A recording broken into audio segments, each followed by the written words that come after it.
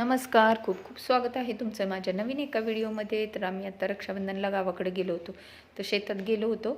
तर हे बघा, शेतात सगळं हिरवं हिरवंगार. हा भाजीपाला खूप भाजीपाला म्हणजे आमच्या आईच्या इकडं भाजीपालाच करतात जास्त, कारण त्यांना मार्केट जवळ आहे. ह्या वालाचं वेल आहे, वालाच्या शेंगा आहे, त्याला घेवड्याच्या पण शेंगा म्हणतात बघा.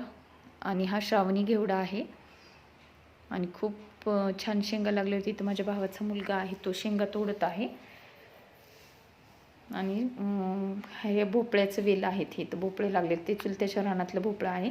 आणि तर मिरच्यांची छोटी छोटी झाडं होती, त्याला इतक्या मिरच्या लागल्या होत्या ना, सगळी झाडं गच्च भरली होती मिरच्यांनी. बघा किती मिरच्या लागल्यात, खूप छोटी झाड आहेत. इथं माझे वडील पण शेंगा तोडतायत, आई पण आली आहे शेंगा तोडायला.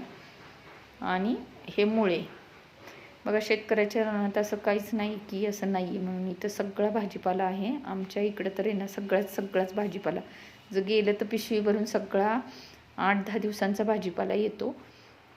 सगळं असतं, भोपळा, मुळा, पावटा, घेवडा, वांगी, फ्लावर, पालक, कोथिंबीर सगळं. आणि हे मोहरीची भाजी आहे. मोहरीची भाजी तुम्ही कधी खाल्ली का? म्हणजे आम्ही कधी करत नाही, पण विकायला करतो. ती काढायला पण खूप सोपी असती. आणि हे कडीपत्त्याचं झाड. कसं वाटलं तुम्हाला? धन्यवाद.